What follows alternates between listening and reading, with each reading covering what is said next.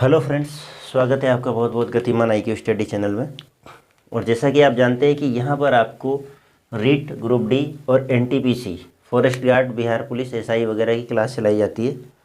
तो अभी फ़िलहाल हम यहाँ साइंस के MCQs चला रहे हैं, जिसके अंदर हमारा लगभग 500 क्वेश्चंस का हमने एम रखा था।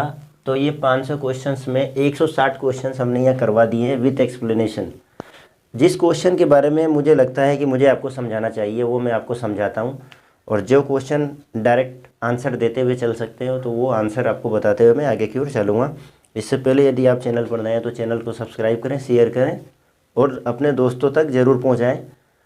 और यहाँ पर आपको सारे इम्पोर्टेंट क्लास जितने भी क्वेश्चन है वो वेरी इंपॉर्टेंट है, सेलेक्टेड क्वेश्चन है, आपको एग्ज़ाम में देखने को ज़रूर मिलेंगे हैं।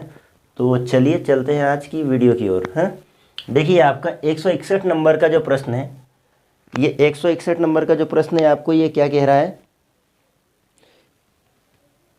देखिए, प्रत्यावर्ती धारा जो AC करंट होती है, अब पहले तो प्रत्यावर्ती धारा आप समझ लीजिए। आपने देखा होगा ये साइन इस तरीके से चलती है, ये है पहले 0, फिर मैक्सिमम मान, फिर 0, फिर मिनिमम मान, फिर 0। तो ये AC करंट होती है। तो प्रत्यावर्ती धारा जो होती है उसको दिष्ट धारा में बदलने के लिए किस यंत्र का प्रयोग करते हैं, तो इसका आंसर आपका हो जाएगा रेक्टिफायर। क्या हो जाएगा? रेक्टिफायर। तो रेक्टिफायर का जो प्रयोग होता है उसका उपयोग किया जाता है प्रत्यावर्ती धारा यानी AC करंट को, अल्टरनेटिव करंट को डायरेक्ट करंट यानी दिष्ट धारा में बदलने के लिए रेक्टिफायर का प्रयोग किया जाता है। ठीक है।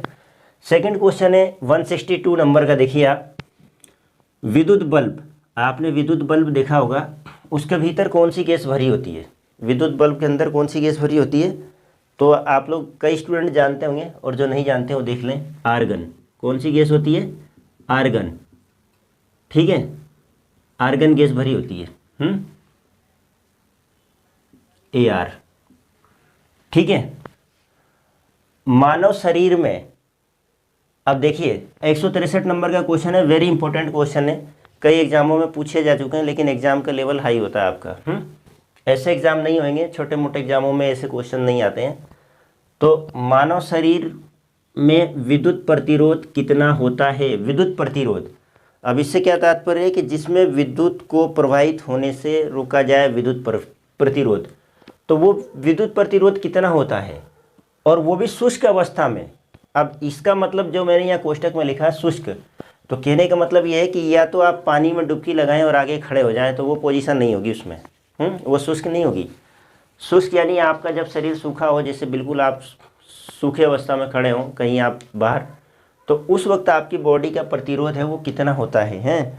तो मानव शरीर का प्रतिरोध आपका जो होगा शुष्क अवस्था में वो होता है 10⁶ ओम। कितना होता है? 10⁶ ओम। ये 10⁶ ओम ये प्रतिरोध होता है मानव शरीर का प्रतिरोध। ये याद रखना, बहुत ही महत्वपूर्ण प्रश्न एग्जाम में आने के चांसेस पूरे हैं। 10⁶ ओम। अब देखिए अगला क्वेश्चन 164। सामान्य ट्यूबलाइट में कौन सी गैस भरी होती है? सामान्य ट्यूबलाइट में कौन सी गैस भरी होती है? तो इसमें आर्गन के साथ पारा का वाष्प भरा होता है भाई, है पारा वाष्प। तो इसमें मैं आंसर लिख देता हूं, आर्गन प्लस पारे का वाष्प। ये आंसर हो जाएगा इसका। किसका? सामान्य ट्यूबलाइट का। आपने ट्यूबलाइट देखी होगी ना, आपके घरों में लगी रहती है। आजकल तो LED वगैरह आ गई हैं, लेकिन ट्यूबलाइट का उपयोग अभी किया जा रहा है बहुत सारी जगह पे, ऐसा नहीं कि वो बंद हो गया। तो ट्यूबलाइट जो होती है उसके अंदर कौन सी गैस भरी होती है? तो एक तो आर्गन तो पाई जाएगी उसमें, और उसके साथ पारे का वाष्प पाया जाता है। आपने कभी देखा है जब वो फूटता है तो वाइट से धुएं जैसा उठता है, उसी के कारण उठता हो। नेक्स्ट क्वेश्चन है 165 क्वेश्चन देखेंगे हम आपका। 165 क्वेश्चन, प्रतिदीप्ति बल्ब में कौन सी गैस भरी होती है? प्रतिदीप्ति बल्ब है, फ्लोरेसेंट बल्ब में कौन सी गैस भरी होती है? तो इसमें आपका आएगा मरकरी और नियोन। क्या आएगा? मरकरी। मरकरी को आप जानते हो ना, मरकरी प्लस नियोन, ये दोनों गैस भरी होती है। अब एक बात बताओ ज़रा, ये नियॉन है, हैं? आज जो मैं आपको क्वेश्चन सेलेक्ट करके लाया हूँ, ये क्वेश्चन सेलेक्टिव होते हैं भाई। आपको मैं पिछले हर वीडियो में पढ़ाता हूँ तो आपको बताता हूँ कि देखिए इससे रिलेटेड क्वेश्चन है, इससे रिलेटेड क्वेश्चन है। अब आज के जो क्वेश्चन है वो किस तरह के क्वेश्चन है, देखो। विद्युत बल्ब के भीतर कौन सी गैस होती है, मानव शरीर का प्रतिरोध कितना होता है, सामान्य ट्यूबलाइट में कौन सी गैस होती है, प्रदीप्ति बल्ब में कौन सी गैस होती है। तो बल्ब और ट्यूबलाइट वगैरह में जो गैसेज होती है इसमें से क्वेश्चन आता ही आता है। आपने लोको पायलट दिया हो, चाहे टेक्नीशियन दिया हो, एनटीपीसी दिया हो, कोई सा भी एग्जाम दिया हो, पुलिस डिपार्टमेंट का दिया हो, सब में पूछता है ऐसे क्वेश्चन है। तो आपको याद रहना बहुत ही अति आवश्यक है इन क्वेश्चनों को। तो मरकरी पारा जो होता है Hg, इसका सिंबल बता रहा हूँ आपको, प्लस नियॉन, ये दोनों का मिश्रण होता है किसके अंदर, प्रतिदीप्त बल्ब के अंदर। ठीक है, अगला क्वेश्चन देखिए, 166 नंबर का क्वेश्चन है, बहुत ही महत्वपूर्ण प्रश्न है आपके एग्जाम के लिए। 166 नंबर का क्वेश्चन क्या कह रहा है, देखिए कि पृथ्वी के विभव को या पृथ्वी के विभव का मान कितना माना जाता है। जो पृथ्वी का विभव है उसका मान कितना माना जाता है, तो 0 माना जाता है भाई। पृथ्वी का विभव कितना है, 0।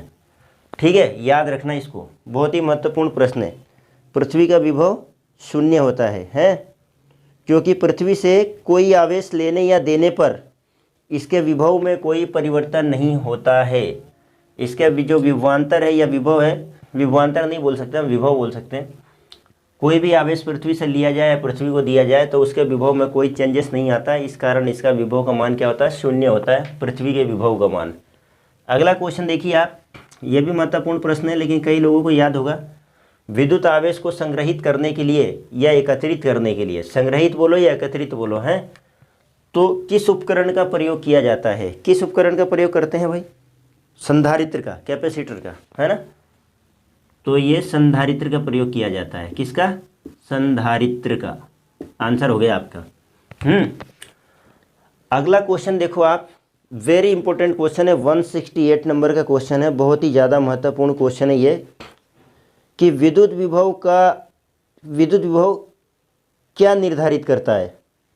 जो विद्युत विभव है, ये पोटेंशियल, वोल्टेज, है ना, विभव, पोटेंशियल या वोल्टेज दोनों बोलते हैं इसको हम, है ना, ये ऑब्लिक का साइन है। क्या निर्धारित करता है, पोटेंशियल क्या निर्धारित करता है, तो आवेश प्रवाह की दिशा, आवेश प्रवाह की दिशा क्या निर्धारित करता है, ये आवेश प्रवाह की दिशा को। अब आप देखो, सबसे पहले तो ये समझो कि आवेश प्रवाह की जो दर होती है, अभी दिशा की बात नहीं कर रहा हूँ, आवेश प्रवाह की दर है, यानी पर सेकंड कितने इलेक्ट्रॉन बह रहे हैं। तो आवेश प्रवाह की दर तो क्या कहलाती थी, धारा कहलाती थी। और अगर उसकी दिशा को डिनोट किया जाए कि आवेश प्रवाह की दिशा किस डायरेक्शन में धारा प्रवाहित हो रही है, तो उसी को क्या कहते हैं हम, विभव। विभव यही निर्धारित करता है कि जो आवेश प्रवाहित हो रहे हैं, जो बह रहे हैं आवेश, उनकी दिशा क्या है। ठीक है, बहुत ही महत्वपूर्ण प्रश्न है आपके एग्ज़ाम के दृष्टिकोण से। ये जितने भी रीट वाले स्टूडेंट्स हैं जो 3rd ग्रेड टीचर का एग्ज़ाम देंगे, ग्रुप डी वाले हैं जिनके एग्ज़ाम शुरू होने वाले हैं भाई, और पटवारी की भी डेट आ चुकी है अक्टूबर के अंदर। फॉरेस्ट गार्ड वाले, एसएससी वाले, यूपी पुलिस और बिहार पुलिस, एसआई, दरोगा का एग्ज़ाम लगभग दिसंबर या जनवरी के वीक में होने के चांसेस हैं। अभी तो यही सूचना मिल रही है। पक्का नहीं बोल रहा हूँ, लेकिन अभी तुरंत में तो नहीं होने वाले एग्ज़ाम, दिसंबर के आसपास ही होंगे। तो आप लोग इन प्रश्नों को देखना, मैं 500 क्वेश्चन कराने के बाद एक और अलग ही टारगेट लेके आऊँगा आपके एग्ज़ाम के दृष्टिकोण से। तो आप लोग देखते रहिए। और ये प्रश्न किसी भी एक एग्ज़ाम के लिए नहीं है कि एक एग्ज़ाम के लिए मैं पर्टिकुलर बोल दूँ एनटीपीसी, यही प्रश्न हर एग्ज़ाम में पूछे जाते हैं। आप पेपर और टेस्ट पेपर उठा के देख लेना उनके। तो अगला क्वेश्चन आइए, किसी चालक तार का तापमान बढ़ाने पर, अब कोई चालक तार है और उसका तापमान बढ़ा दूं, तापमान, चालक तार का टेम्परेचर बढ़ा दूं मैं, है, तो उसके प्रतिरोध पर क्या प्रभाव पड़ेगा। बहुत ही महत्वपूर्ण प्रश्न है। तो क्या होगा, प्रतिरोध क्या होगा भाई, अगर तापमान बढ़ाऊंगा तो प्रतिरोध बढ़ जाएगा, बढ़ेगा कि नहीं बढ़ेगा, बढ़ जाएगा। प्रतिरोध का मान क्या होगा, बढ़ जाएगा। ठीक है, अगला क्वेश्चन देखिए, श्वेत प्रकाश को श्वेत प्रकाश को किस नली में उत्पन्न किया जाता है?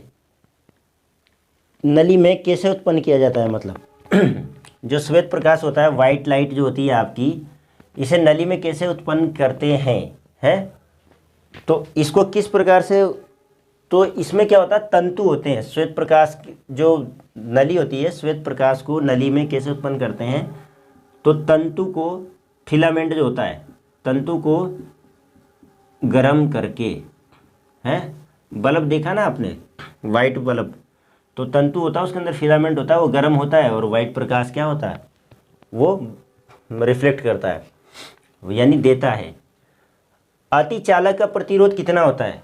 देखो सारे प्रश्न बहुत महत्वपूर्ण है। अतिचालक है सुपर कंडक्टर, है ना, सुपर कंडक्टर, तो अतिचालक का प्रतिरोध कितना होता है? तो लगभग शून्य। कितना होता है? शून्य। क्यों? क्योंकि वो अतिचालक है, उसमें चालकता बहुत ज़्यादा है, और इसके लिए हम सर्वाधिक चालकता किसकी होती है? चांदी की होती है। अब चांदी में आपसे पूछें कि भाई प्रतिरोध कितना होगा, तो सबसे ज़्यादा चालकता है तो उसके अंदर प्रतिरोध लगभग बहुत कम होता है, शून्य के बराबर होता है, ना के बराबर होता है ना। तो अति चालकता जो होती है उसका प्रतिरोध कितना होता है? लगभग शून्य होता है। फिर देखिए 172 नंबर का क्वेश्चन, बहुत ही इम्पोर्टेंट क्वेश्चन है, बहुत ही इम्पोर्टेंट। तड़ित चालक लाइटनिंग कंडक्टर बनाने के लिए, तड़ित चालक लाइटनिंग कंडक्टर बनाने में किस धातु का प्रयोग किया जाता है? तो कॉपर का किया जाता है भाई, तांबे का, है तांबा, कॉपर का प्रयोग किया जाता है। तड़ित चालक देखा ना आपने, बिजली जो गिरती है तो उसको उस बिजली के खतरे से बचाने के लिए घरों को जो तड़ित चालक होता है उसको कॉपर से बनाया जाता है। अर्धचालक की चालकता किस ताप पर अधिकतम होती है? वेरी वेरी इंपॉर्टेंट क्वेश्चन है ये आपके लिए। किस ताप पर अधिकतम होती है? अर्धचालक, आर्सेनिक हुआ, ये सब जर्मेनियम हुआ, ये सब अर्धचालक कहलाते हैं आपके। Very important question. तो अर्धचालक की चालकता किस ताप पर अधिकतम होते हैं? तो शून्य ताप पर।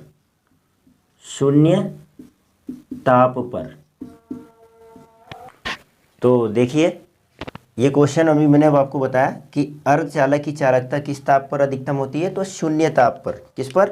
शून्य ताप पर। उसके बाद देखिए परम शून्य ताप पर, वेरी इंपॉर्टेंट क्वेश्चन 174, बहुत ही महत्वपूर्ण प्रश्न है, याद रखना आप इसको। परम शून्य ताप पर अर्धचालकों में विद्युत प्रतिरोध कितना होता है? परम शून्य ताप पर अर्धचालकों में विद्युत प्रतिरोध कितना होता है? तो ये भाई इनफाइनाइट होता है, अनंत है, अनंत इनफाइनाइट का चिन्ह ही है, अनंत होता है, अनंत माना जाता है ना। परम शून्य ताप पर अर्धचालकों में विद्युत प्रतिरोध अनंत होता है। और लास्ट क्वेश्चन हमारी आज की वीडियो का रहेगा 175 क्वेश्चन, वेरी इंपॉर्टेंट।